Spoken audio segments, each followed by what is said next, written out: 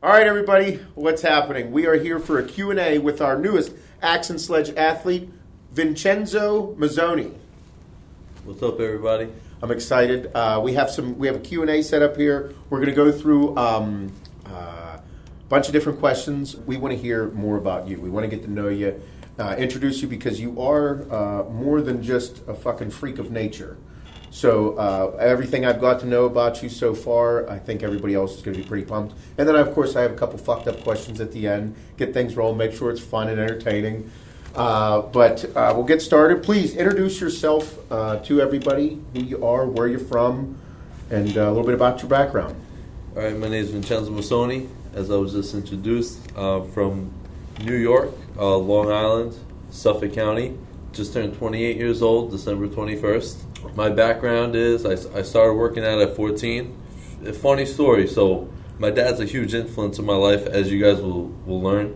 And he bought a Bowflex. I put it in the cellar, and he's like, "Yo, come on, get off that Xbox. Come train with me." I said, well, why would I do that? I kept blowing them off. And one day I just took it upon myself. 14, get off the Xbox, and get down there. And that's He wasn't home? No. And my mom told him, he's down there by himself. He's like, what? He was just blowing me off. He said, why do I need a big chest? And that's what I was saying to him at the time. I'm like, fuck this. I don't want to do this shit. I want to play Xbox. And from then on, it was just an addiction. It became an everyday routine for me. From 14 to now, I can't say I missed too many days. Maybe one day off a week. And aside from like a show. Did he dive into you once he found out you were down there on the Bowflex? No, he just kind of like came in subtle and just joined, like nothing, okay. Didn't make a big deal about it? No, he brings it up now. Oh yeah, of course, yeah. Like if he met you, would be like, well, when he first started working, I didn't want to, this and that. Oh yeah. And now like I write in the Father's Day cards, like bringing back like, yeah, I didn't even want to bench the bar with you. Now I'm benching 515 and. It's just funny, just to see where you came from. And so your dad has a pretty big influence on your life. Yeah, probably the biggest. You're from Long Island, and the East Coast is something that you can hear the accent. So you're born and raised in Long Island. Yep, we'll never leave. Never leave. Your best place on earth. Your family, what I've got to know about you is your mom and dad are, they are. I look at it like a big Italian family. Like I come from an Italian family. My dad's side is 100%. My mom is Italian by injection. From my dad. Yeah. But that's what it's fucked up because my mom's like the sweetest lady. And she would say that to people. Yeah, I'm Italian by injection. I'm like, Jesus, Mom, fuck. But you've told us about, at least us, that you're the youngest of 4? I'm the youngest of 4 biological siblings. Well, again, let's go into a little story. So my mother and father each had a child in their 20s, young. 21, I think my mom had Antonia, and my dad like 20, like same situation. Both went through pretty bad split-ups, breakups, and then met each other, and then had me and my sister Tatiana. So there's 4 of us that are blood. Yeah. Chris is my oldest brother. He's 40. Antonio, 39. Tatiana, 30. Me, 28. Okay. So 4 of us are blood related. And then you've also mentioned to me that your parents are just outstanding people and have fostered many children as well. Close to 100 children throughout our lives. It was introduced to me at a really young age where I didn't understand, who are these kids? I didn't get it. Coming in and how long are they going to be here, Mom? Are they going to be here forever? Or are they going to? And then one day, they come, take them, and then a couple weeks later, maybe another one comes, or a baby, or a kid my age, and I'm fighting them and shit. That is a wild. That's a wild scenario. Yeah. That whenever you told me about this, I was kind of floored. Like I had no clue. Yeah. The type of, I knew you were a tight-knit family guy, you talking about your dad the way you do, but I didn't know that that's how you grew up. Yeah. I basically, like I told you about my little sister, I basically we raise her too. You know, she's down with us for hours upon hours, a couple times a week. You know, we take her to the park to, get a Chick-fil-A, and we, because my parents are in their 60s, and when Maggie came, her name is Magdalene, we call her Maggie, came to us. It was just supposed to be foster. It's just supposed to be foster in and out. Uh-huh. So it turned out the mother just wasn't getting better. Mm-hmm. She was abusing drugs and just couldn't recover. So she stayed with us, and my parents like, what should we do? And it was my dad's decision. My dad said, let's adopt her. So she was adopted at, I was at the National 17, my first national show ever, 2017, and they adopted her that day. So that was, she was 1. Oh, yeah, intense. Yeah, that is. I've always thought of it. I've the way I feel about my children and kids in general, but that what they do and that type of environment that you grew up in and live in still and have that strong tie to is pretty incredible. It takes special people to do those things. Definitely, it's incredible. They're supposed to be retired and hanging out now, but they have a 5-year-old. It's crazy. It's crazy. But yeah. So your dad, he's the one that introduced you to weightlifting and in like a very subtle way. But so how did it grow from? Did you play sports in high school? How did it grow into why bodybuilding? All right. Why did you go there? Yeah, I started football at 8 years old. Were you always this big? How tall are you and how much you weigh right now? Everybody's got to be dying. I'm light. I'm 285, 6'2". But I tried to stay presentable because this guy's always in shape, so I figured we're going to be working out, whatever. But I usually get up to the 330 one time. Well, my heaviest was 327 recorded. And I walk around like 300 comfortable, because I'm 6'2". People got to remember that. Yeah, it's big frame. Got to fill it out. Yeah. Can't all be dick. No. That's only about 200 pounds. Third leg. Yeah, so... Sorry. So, why bodybuilding? How did you said were you always this big as a kid? Like when you're 8 years old playing football, were you no. Whenever I heard, we told people, my fiance, I was like, Vincenzo's coming into town. She's like, who the fuck is Vincenzo? String bean. You guys would laugh if I show you the picture. No shit. I was picked on in middle school. Coming up, let's revert back to the sports. So, 8 years old, I started football. First practice came home, I wanted to quit. My dad said, if you think I just paid $160 for this season and you're quitting, you're fucking out of your mind. So, he keeps bringing me back. These coaches were, and I thank them now because they made us, the whole group of us, into men we are today. I mean, talk about America being a little soft now. These guys were calling you the fucking every name in the book, making you throw up. You just throw up, wipe it the fuck off. Give it. 9, 10 years old. So I grew up playing football. That was my passion up until, high school, all through high school. We talked about a couple stories of them, and that was just my passion. I wanted to, go, one day maybe go to the NFL and pursue that, go D1. So there's a school by us, Stony Brook University, D1 AA. I actually signed with them, and I was going to start that season. What positions did you play? I played tailback. Yeah, I ran this 4.6 40 at 6'2", 235 as a senior. It's like a fucking train. It's a big boy. Yeah, and then outside linebacker. And a week before graduation, they called my house, the coach, and said, and it was all bullshit. His earth science grade in 9th grade doesn't pass, so we took on another fullback. Dude, I was in my room like a baby crying. It was crazy. That's what I thought I was going to go. So I met with my guidance counselor. He was a great guy. Still kind of chat with him once in a while. He found me a D3 school upstate, Alfred University. It's up by Buffalo. And I went there. I started, but it's different. You go to college, you're not that high school star. So you got all these guys. Like, there was a guy 26 years old, fucking 260 pounds. And you're like, holy shit. Like, I'm 220, I'm 19, 18. So you get discouraged a little bit, whatever. Sure, yeah. First game of the season, I was playing defensive end and I got in a little tussle with the center, and the whistle blew it, and I fucking just got so pissed. I gave him an uppercut, and I split my whole hand and broke it, and it blew up. I was in a cast, so I was like, oh, you know what? I'm just gonna work out. Now I'm still playing football. I'm 19 years old, going on 20, and I started training. I was doing everything with a cast. Couldn't run, couldn't do anything. They sat me out, and I started blowing up. And people were like, damn, man. I went home my freshman year at 250.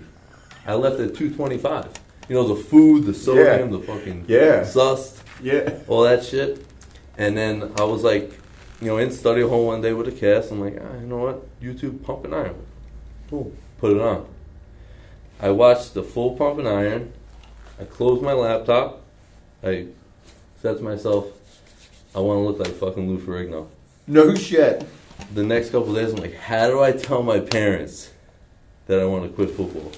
My dad's going to be pissed. Oh my God. I mean, my dad was, you know, still now, backs me with everything, my number one fan. But football, forget it. I mean, talk about you lose the game, you're sitting in the front seat, and he's just like, why didn't you do this? Why didn't you do that? I'm not moving the car seat. Like, pretty intense. He's a sports dad. Yeah, so I was like, I call him, I'm like, listen, I want to be a bodybuilder. He's like, what? Bodybuilder? What do you mean? So I was like, whatever. So I sent him a picture of Coleman and Heath, I think it was. He goes, you're fucking kidding me? Or are you serious? I said, no, that's what I want to try to do. He goes, all right. That was it. That was it? That was it. No more football, quit. Done. Dropped out of college. Came home. Became a personal trainer and just pursued bodybuilding. No shit. That simple. Pump and iron. That's what did it. And like just the fact that my strength and size, because you gotta think with football, I played sports my whole life. I never had a chance to like be regimented with training and not contact sports and cardio and just sprints and the 12-minute drills and just that whole different scheduling in bodybuilding compared to sports. So I was on my own schedule and I was like, all right, let me do a little research, how to eat and do certain things, and I blew up, and I did my first show at 20. It was like the end of the freshman year of college. It was like a NABA universe. Like And I placed second in the under 23 division. Nice, so I remember those. Okay. And people are like, man, you got to do this MPC. Like, look at your size. You have a coach. I was like, coach for what? What do you mean, coach? They said, no, coach for bodybuilding training. I'm like, no, what the fuck? I was eating Wendy's, taking the bun off, eating the meat, thinking like... No shit. Yeah. Nice. I was a bouncer, so, we got off late. I'm like, oh, man, I'm starving. Hit Wendy's, got some change under the seat. $5.99, triple, just eat the meat. Oh, that's my meal. Yeah. Holy fuck. I was... Is that not crazy? How, when you look back? So out of it. Yeah. It's awesome. And then so you still look pretty good, though. Yeah, I look decent. I think I'm on stage. I was like 225, 6'2".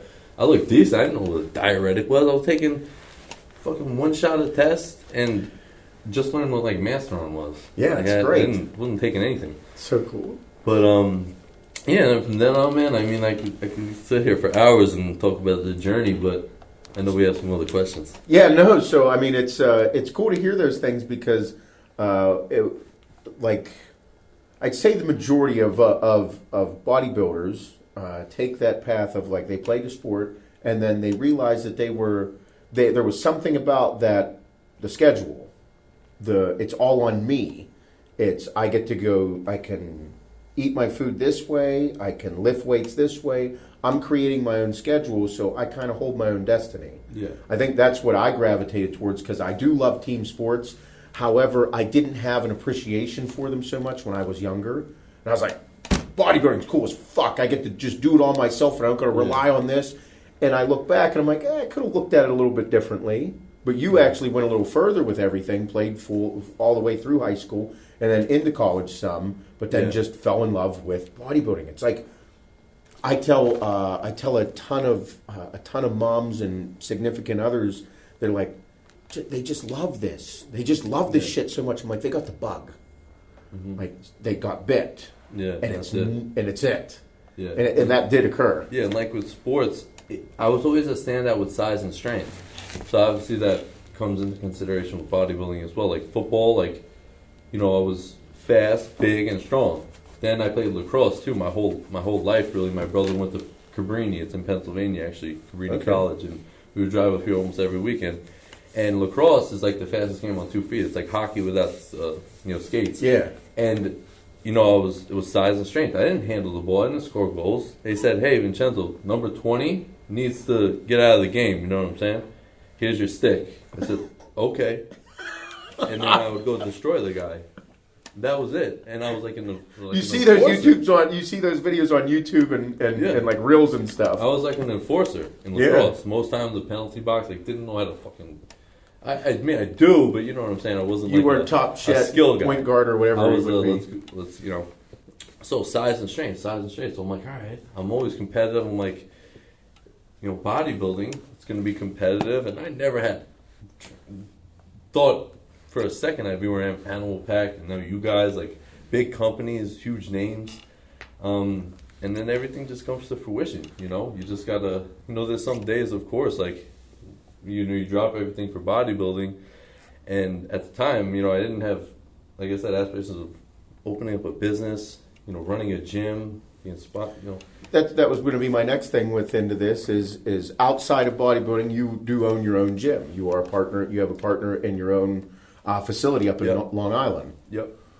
So that came to fruition March. Yeah, because the Arnold was going on, I was getting ready to go away. And then this lockdown happened. Yeah. So it's a very long story, but I'm going to keep it short. I went in there with a partner, not going to say names or anything, and let's just say he shit the bed. So the landlord was like, "Listen, it's either he goes or you all get the fuck out of here, and I'll close this motherfucker. I don't need it. I have money." So I said, "All right."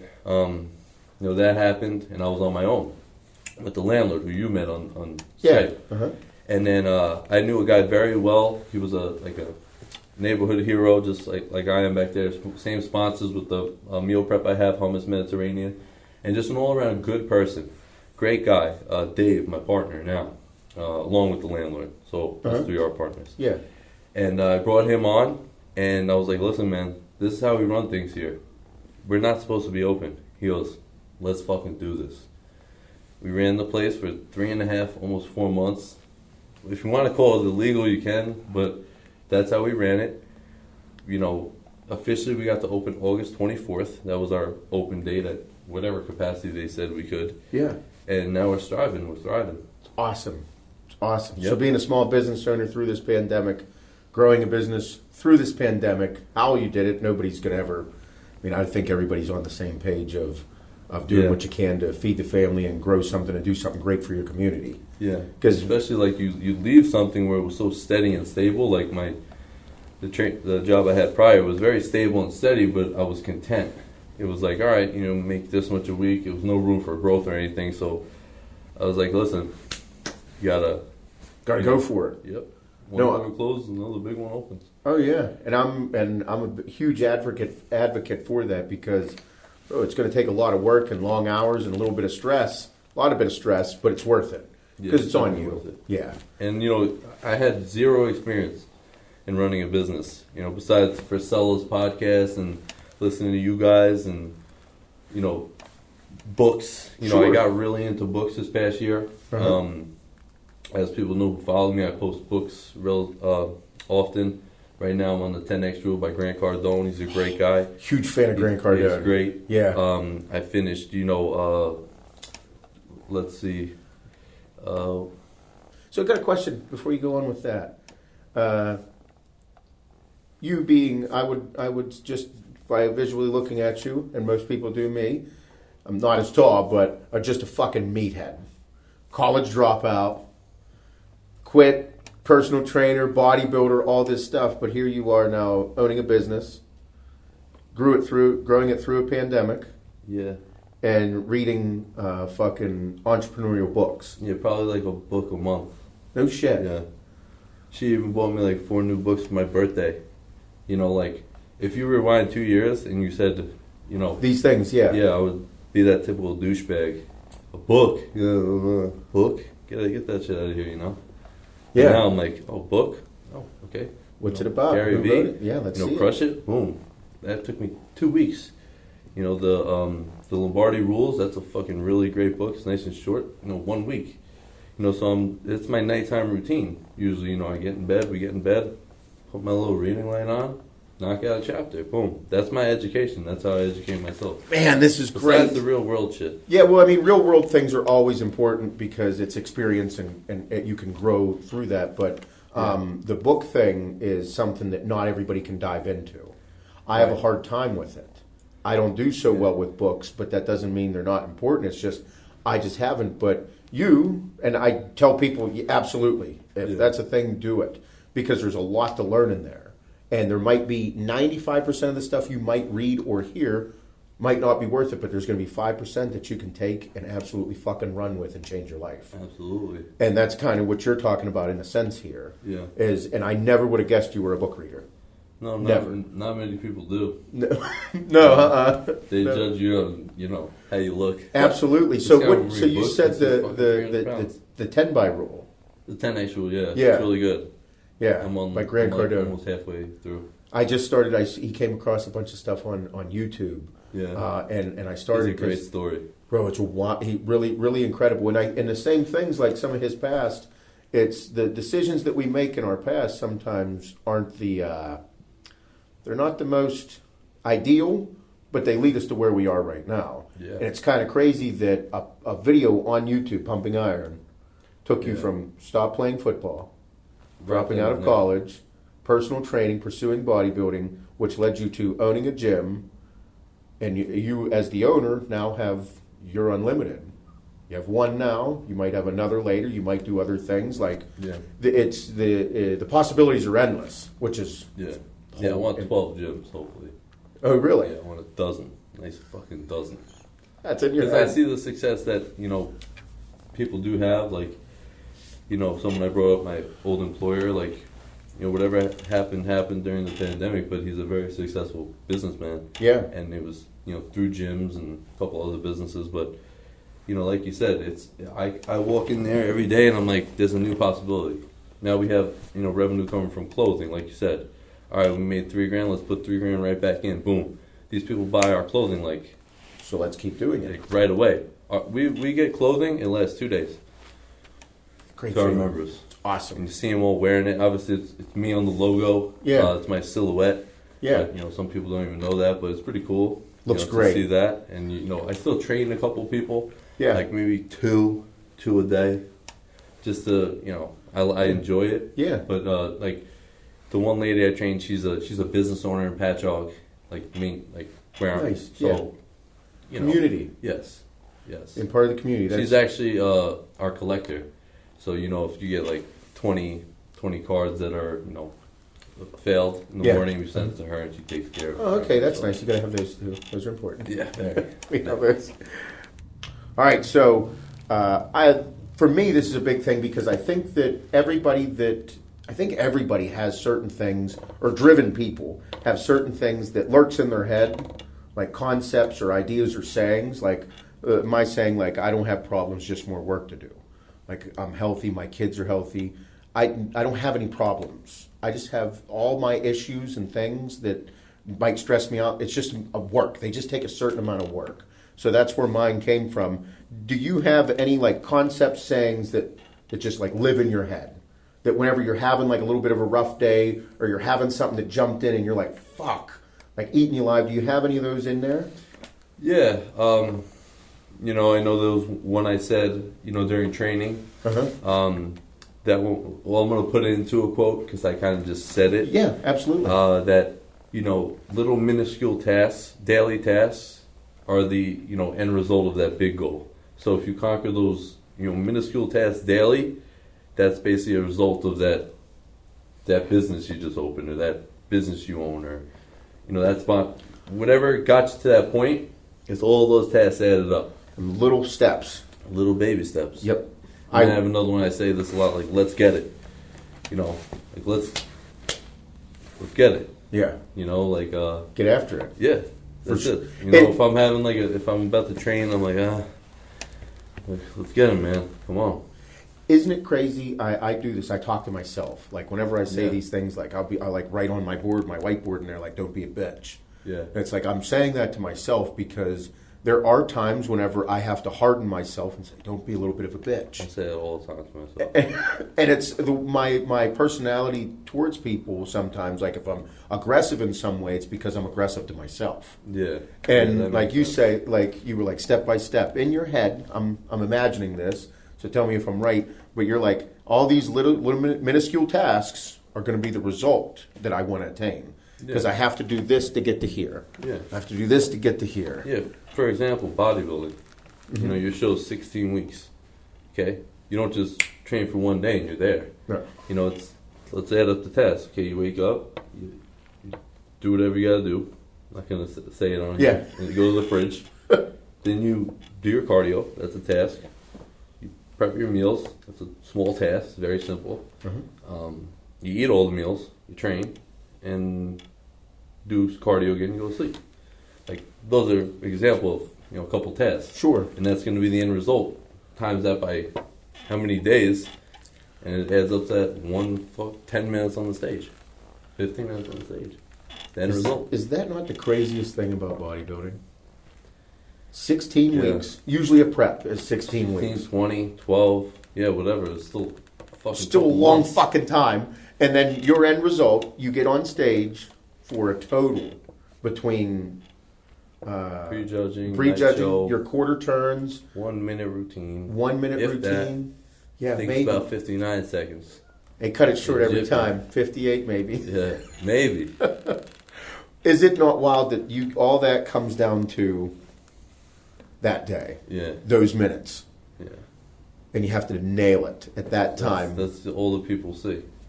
It is wild. Yeah. It is a crazy sport, but it goes back to like somehow that is just something that it just pulls you right to it. Yeah.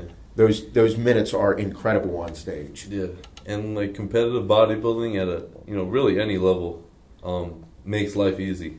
Everything else in life, because if you could go through that, a couple hard days of business or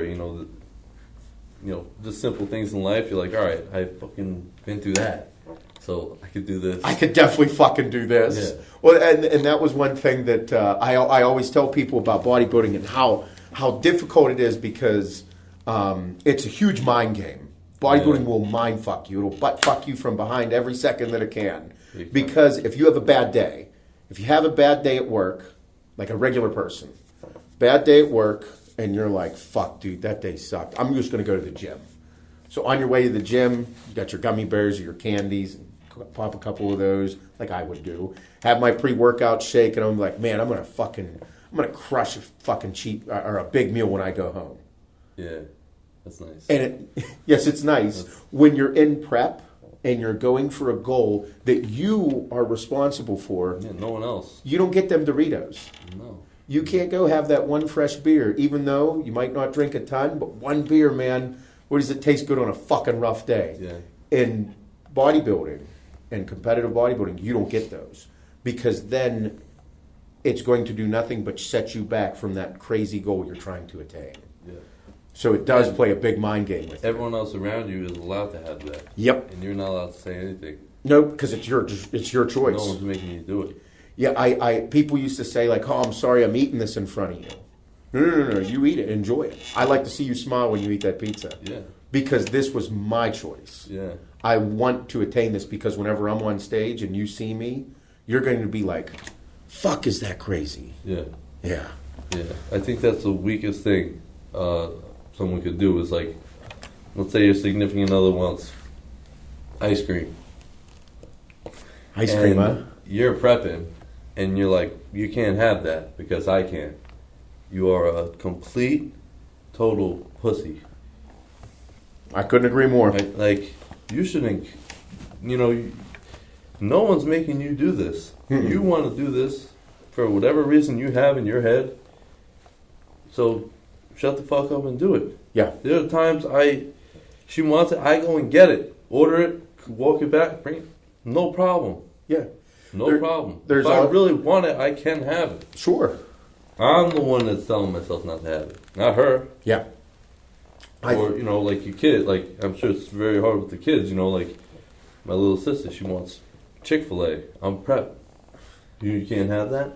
Fuck out of here. You can have whatever you want and more. Yep. Just it's a decision that we all have to make. Like it's it's just how strong is your willpower for that goal that you want to attain. And I think that food is one of the hardest things to have willpower against. 100%. It's not just within bodybuilding. It's not for a day or two. Like anybody can have willpower for a day. Even that's hard. It's fucking tough. I tried it before I came here. I'm like, all right, I'm gonna diet. Ask her. I dieted for one day, and I was fucking eating Chick-fil-A. I was like, nope, I'm like, good. nah. But okay, so you in your head, I do the same. In your head, you're like, man, I got this. I want to make sure I look good for this.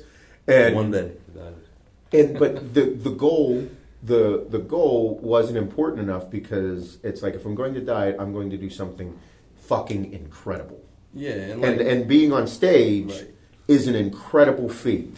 Yeah, and the drastic measures you have to take to get there, and the body fat's so low. Like, I wanted to diet a little bit for the video, but I thought, fill up. I was Look at bigger. McDonald's last night. Yeah, but I think that anybody, I get a lot of questions about people saying like what's a piece of advice you can give me for my first show? So if somebody came to you and was like, oh, I'm getting ready to do my first show, what can you tell me? Like, give me some advice. Well, I'm trying to think what would I have wanted someone to ask to tell me. 'Cause I didn't have that. Come in shape, suffer now, and it's going to be all worth it. Don't listen to too many people, because my thing was like, and even up until a few years ago, I feel like I've been this way. Like I get all these angles of people giving me advice, and you should do it this way, you should do it that way. And I think now, like, running a business, walking there, being like the chief, you can't take advice from everybody. You're the one making the decisions. You're the one giving everyone else advice. Yes. So I can't be that way anymore. So, you have those guys at the gym, and you're a young kid getting the first shot. Let me help you with posing. I was Mr. fucking Missouri in 1935. Let me show you, and then you, come on, I used to look like you, so I'll show you. Yeah. And you're taking advice from these people, but really they don't know shit. No. And they're, maybe they are trying to help. Sure. But maybe some aren't. Because I've had both happen to me. Absolutely. I think it's super tough. Yeah. Your first show is going to be the most nerve-wracking thing in the world. And not taking advice from everyone is a good idea. Just stick to your guns. But like your first show, like going back at it, I was so stressed out, freaked out. I wish somebody just would have told me to calm down. Yeah. Chill out, do the fucking work, and go have fun. Yeah, see, like, I didn't have a coach, didn't really listen to anybody at the time. So I told you I was eating Wendy's. Yeah. So I didn't care. I was like, I'm going to try this bodybuilding thing. Sure. Like I said, I didn't even know there was pro bodybuilders. You know what I'm saying? Like you knew those guys, I didn't know, but like Ronnie Coleman, he got to the Olympia by becoming a pro, doing a pro show. I you didn't know didn't know the hierarchy. So I was like, oh, fuck it, let me just do this show. You put the little bikini on, everyone laughs at you, your whole family. You're like, they're all busting your balls. And you do it and whatever. And I literally told my dad the night, I'm like, I'll never do a show again. I took second. I was like a little sore loser. He's like, really, that's how you're going to act? Blah, blah, blah. And then, of course, a couple weeks later, I'm doing another show. Back at it, yeah. But, advice, I would just, stick to your guns, stick to your gut. If you have a coach and you hire them and you did your research on that person and they know their shit, listen to them. But you can't listen to your aunt and uncle when they say, you either look good or you don't look good. People who have no idea about bodybuilding. Yeah, it's tough. Because you do see some of these people get on stage and you're like,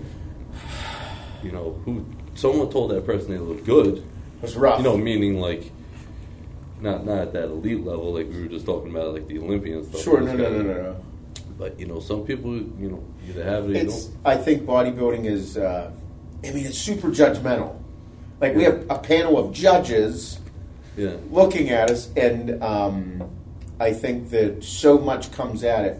But for me, the sport itself, like, I think everybody should experience something like it. Yeah. Something where you work for a very long period of time for one moment.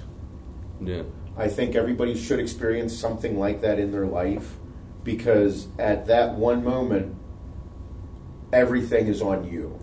All eyes are on you. Everybody's looking at you, and like, you worked 16 weeks to get there. Yeah.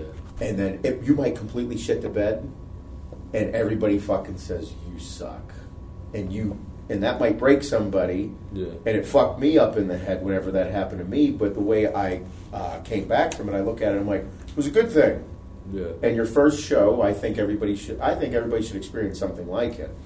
There's nothing like it. That the feeling on stage, you know, the adrenaline rush. I mean, maybe, you know, some people get an adrenaline rush from something else, or Sure. you know, biking or jumping out of a plane, you know, crazy shit. But for me, you know, standing on stage, like family and friends, like knowing, like, fuck, you know, these pictures are gonna be online, and videos, They're there forever. They're in a fucking, you know, bikini. Yeah. You know, so that adrenaline rush is crazy. Yeah. Especially if you do look good, and you know, you hear people like cheering. Oh, crazy. yeah. Whenever you nail it, and whenever you nail it on stage, it's a unique feeling. Yeah. It's fucking wild. So, before this, you were with Animal. I mean, Mhm. I saw you at the Animal Cage in, I think it was 18 at the Arnold. And I saw you in Vegas too. 17. You were with, I believe it was Bob. You were walking out.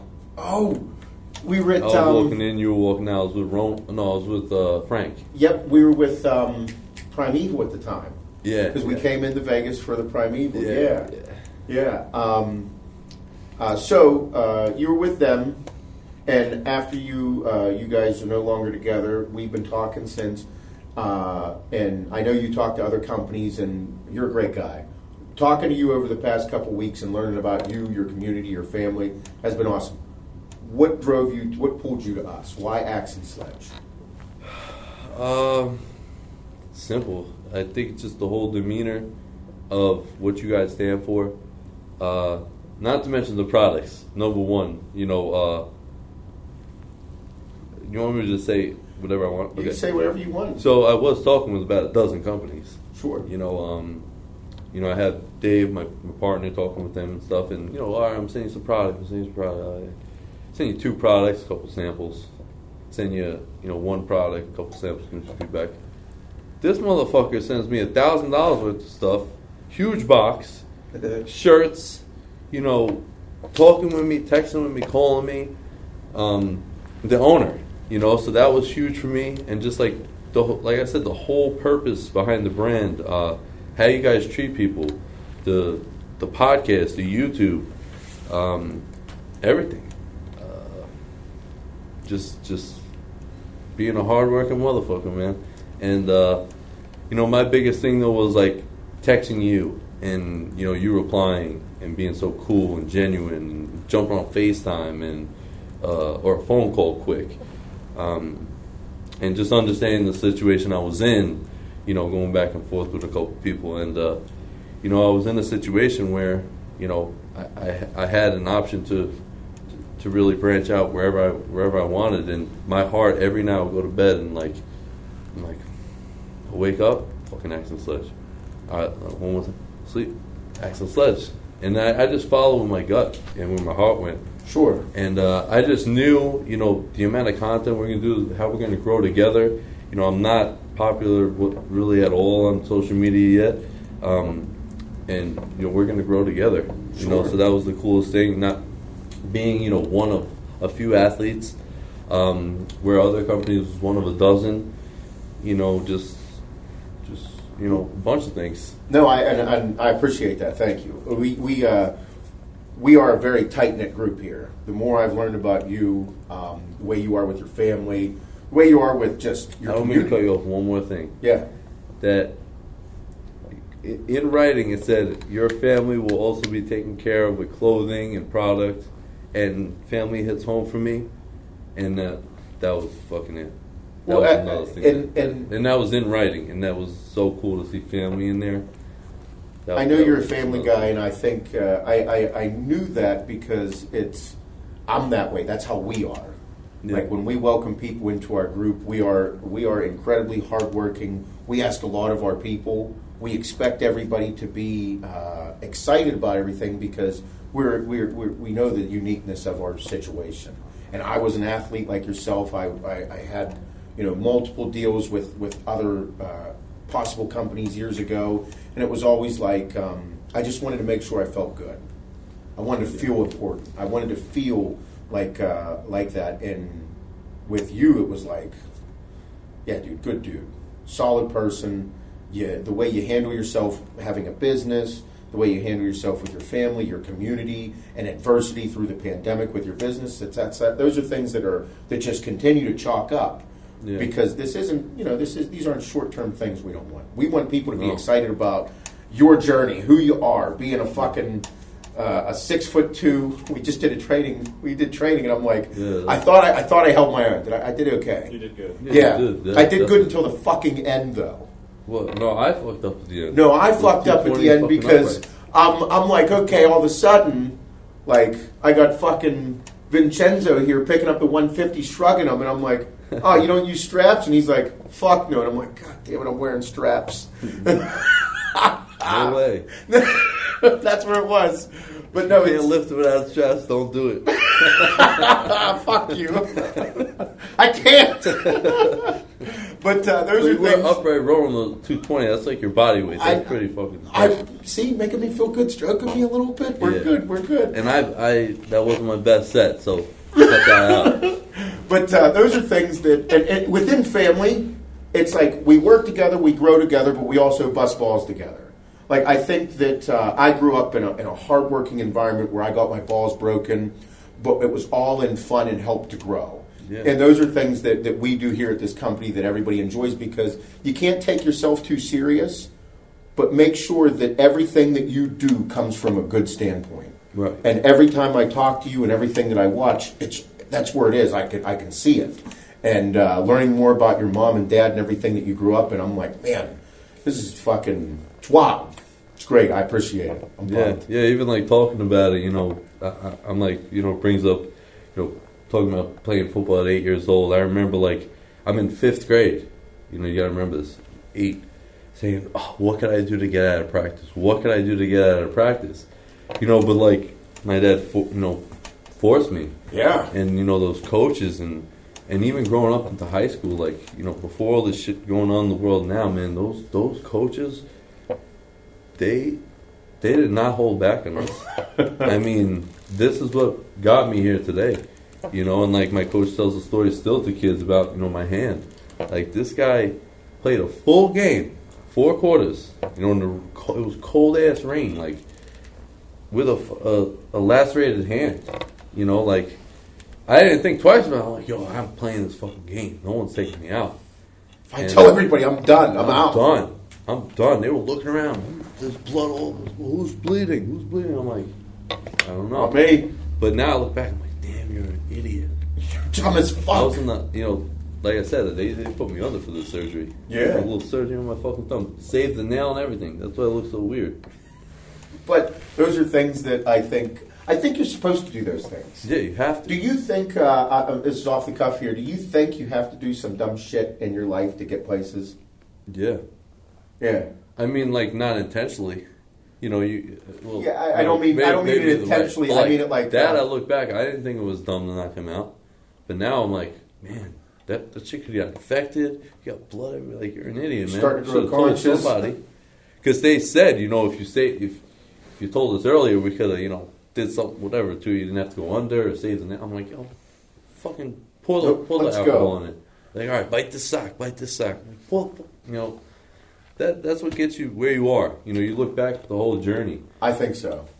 Talking about like even like Grant Cardone before, like look at his past. Yeah. And now look at him. Yeah. I do think it's possible for anybody. Like I don't consider myself to be the smartest person in the room. I'm definitely not. No, and that's what I mean. Like I think that there's opportunity for you to grow as a person in all aspects. Yeah. But I think you have to do some dumb shit. Yeah. Then you got to experience life. Yeah. Like I know for a fact I shouldn't do cocaine again. only because I did a lot of it. Yeah. So I'm not going to do it again. Yeah. But I think that everybody has those things that they have to connect with in life to make sure that they understand where they sit in life and have experienced some shit. Yeah, definitely. Yeah. Without a Good doubt. stuff. All right, so I got a couple quick fire things. Okay. We'll go through. You can answer them quick or you can answer them slow, whatever you want, but we'll try and move fast. First one, favorite fast food? Wendy's. Oh, what kind? What's your go-to meal? Triple, Dave's triple. Spicy chicken, large fry, Coke Zero, and nugget. All right. That's some Right? serious fucking food there, brother. Yeah. How often do you do this meal? Honest? Yeah. Well, I gave up fast food for Lent. But I already... Oh, not Lent. Fucking New Year's resolution. Oh, my God. Lent's coming. It's coming. Whatever. I gave it up. And I ate it last night. So Oh, you made it 8 days. That's had to great. carve up. Had to carve yeah, up. get there. But I would do that like twice a week. Twice a week? Do you know the calories on it? Nope. Nope. You just know that's your meal. I look like this after I eat this meal, or I feel Yeah. like this. Yeah, it doesn't matter the day when I'm training, I just eat it. Oh, that's your shit. But I'm trying to stop. I really don't condone it. I'm getting older. And it's definitely not good. He's like, stop doing Wendy's heroin. Yeah. It's not good. I used to work there. So when I was 16, I worked at Wendy's. I would take 2 Ziploc bags and put them in my pockets and fill them with chicken nuggets every couple hours. And I would be like chewing, and they would fucking catch me, write me up. But I was, gotta think, I was 16, really starting to get it. It was 20 at the time. Yeah. I'm like, I'm gonna eat everything. I would cut up the patties and hide them and just slip them in. They lost money on me. The chocolate milks, forget it. Oh, it's 10 grams of protein. 2, I just got 20 grams. I would walk there because my house was so close. Yeah. Made $100 a week. And all the food you could eat. Yeah. It's the fucking best. I had friends roll up, right? I had a friend roll up to the drive-thru. And I knew it was him. Yeah, Vincenzo's back there. Yeah, fuck you. Okay. Double stack. I stacked up 3 tomatoes on a fucking bun.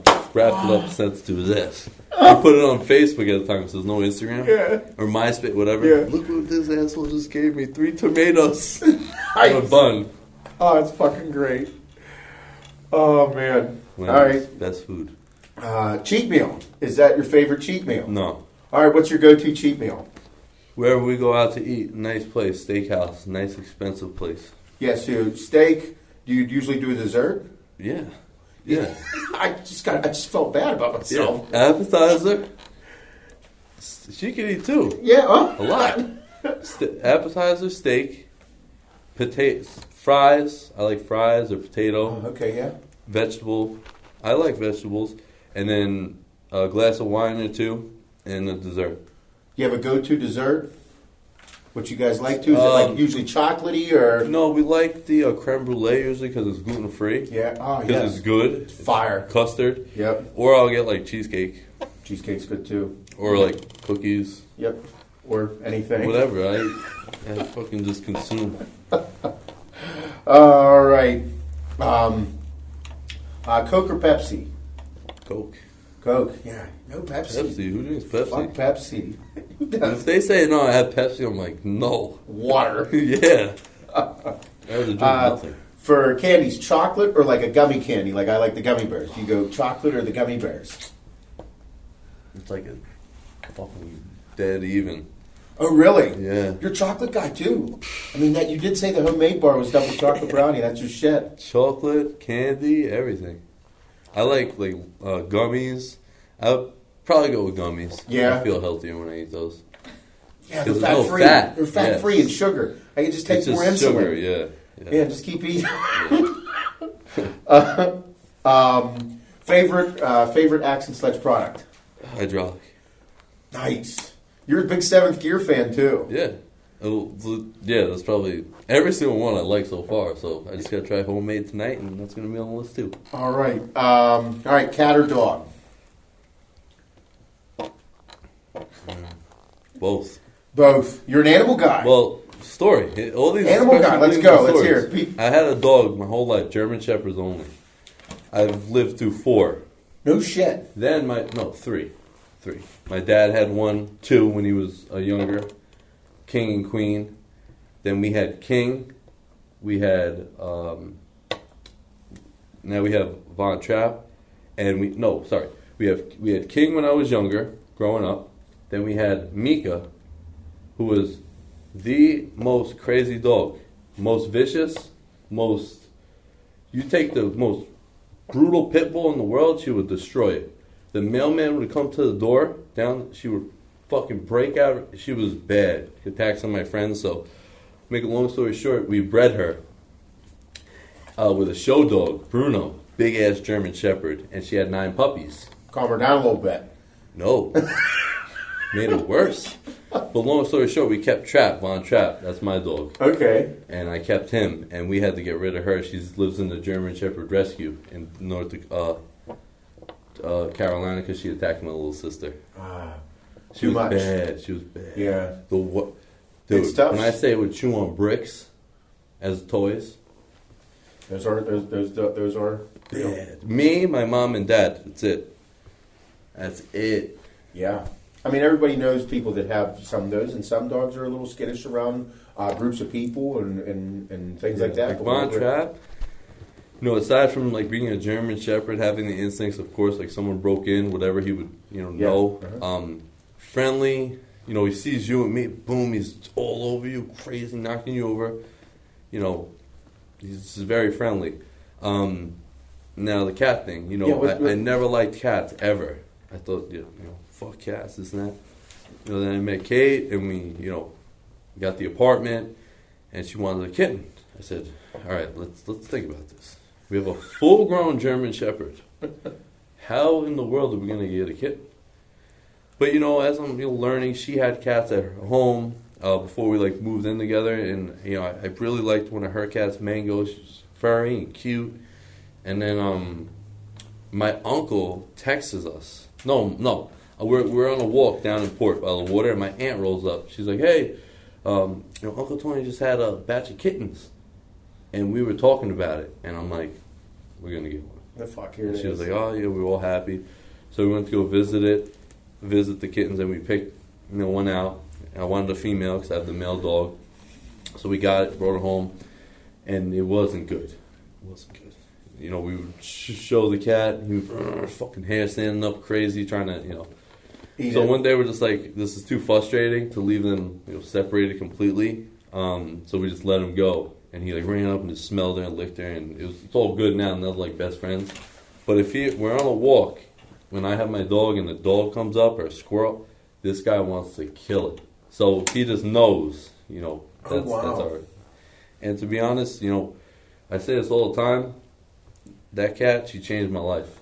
Because when I'm home doing nothing and she's at work or something, I have my kitten, and cat loves you. Cat loves you. Loves me. It is crazy. I find that I like animals. My oldest daughter is a huge animal person. We don't have any because of just too hectic of a life. With the businesses and the kids and everything, we got a lot, and we won't be able to give the attention to the animal that it does deserve. And when you have animals, you need to do that. But I always find it funny that men like you, large, over 6 foot, fucking 250 plus pounds, have this thing with smaller animals where they'll eat them up. Yeah. Like Dave Palumbo, I always joke because Dave Palumbo and his animals, I'm like, Dave, because whenever old things of him, whenever he was 300 pounds, he'd always have his little dogs and all his stuff, and then even Mike with animals, same thing, Well, me, little dogs annoy me. They yap and they're just annoying. The cat doesn't make noise. She's cute. She's furry. Cuddly, furry. The dogs just annoy me. Big dogs. I want someone that, if I'm not home and the dog's there, everyone's safe. This my friend Joe, who's fucking in love with you. So the first day I got my AR, I was fucking around. It wasn't loaded or anything. So I'm playing special ops. So he came to our back door and I'm sneaking up on him. And my dog's there. I didn't know, really put 2 and 2 together. And I go to unlock the door and push, and I'll have it. Yo, look what I just got. And my dog went up to attack him. And I grabbed him by the collar and brought him down. Because he thought He thought it was I'm bad. creeping up the door and someone's standing at the door, and my friend Joe flipped out. But you know that's the story with him. I want a dog that could protect and do something. Oh, that's awesome. Little dogs, I'm like, I No. don't know. They just don't. They don't do anything for you. No, little cats. I like little cats. Listen, I said it before. The same guys that are saying that about cats, cats are pussies, this and that, are the same guys you go on their Instagram and they got the lion emoji next to their name, or they put up these lion memes. Lion is a fucking cat, so Cat. that makes you the biggest pussy there is. Yep. Say it all the time. Yeah. The no. Get a cat and that will change your mind. Yep. We have my youngest daughter. She just started pulling this game out of her butt. She just likes playing games, whether we're in a drive or we're just sitting there quiet at night. She wants to play a game, and recently we've been playing. I'm thinking of an animal, and I've been telling her about, like, one of my favorite animals is a black panther, and we've been talking about, like, big wild cats. Yeah. And she didn't Those know are that cats. wild cats were like that they were killers, and they eat other animals like deer and pretty things. Yeah. She had no idea. And then I started telling her about house cats and about how there's people that have big house cats and they actually want to kill things. Like, cats are made to kill things and eat it. And she's just like mind blown about the whole scenario. So I find it fascinating. She has a lion canvas above her bed, Yeah. and then she has a big cat calendar, big Awesome. wildcat calendar. Yeah. Oh, it's a ride. Get a kick out of it. Yeah, we had a cat back when I was younger who was like so vicious and just annoying. And there would always be dead animals in the backyard. Bunnies severed, like guts hanging out. Birds. They're killers. Yeah. They're killers. Well, we're going to end it with this. This was supposed to be so much faster. It didn't work out that way. Last one was boobs or butts. Butts. Butts. Yeah, he was quick on that one. Definitely. Yeah. Big fan. All right. And that concludes it. Vincenzo, thank you for everything. Everybody, you. make sure that you're following Vincenzo on Instagram. My Instagram is one word, Vincenzo Masone. And it'll be in the bio and the description of the post or video here. Everybody, make sure that you're subscribed to the channel, like the posts, and have a good time. Thank you.